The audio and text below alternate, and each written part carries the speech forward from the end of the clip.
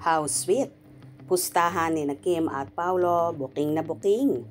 Funny na curious.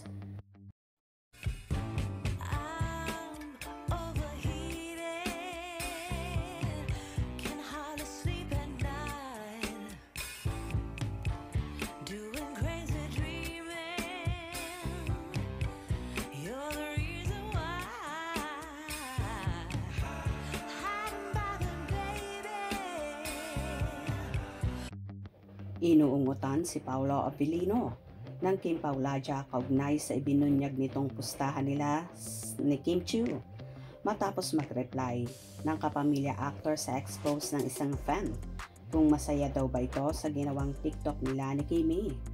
Tanong ni at Floating Stan KP, happy ka ba sa ginawa niyong TikTok ni Kim Michu? #Ashpao.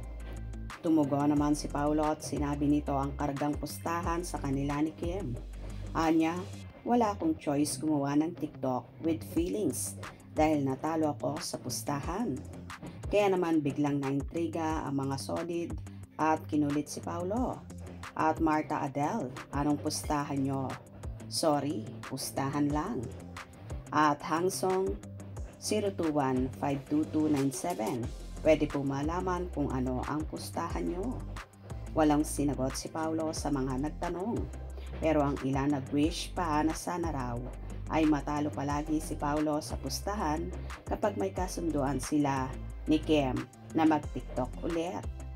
Samantala, idinaan ni Paulo sa kanyang expose ang pasasalamat nito sa mga Kim Pao supporters sa pagsuporta at panonood ng pelikulang My Love Will Make You Disappear na showing pa rin ngayon. Sa April 12 naman pupunta ang Kim Pao sa Middle East, particular sa Dubai para sa meet and greet sa kanilang mga tagahanga. Dadalo muna sina Kim at Paulo sa ABS-CBN Ball 2025 ngayong Biyernes.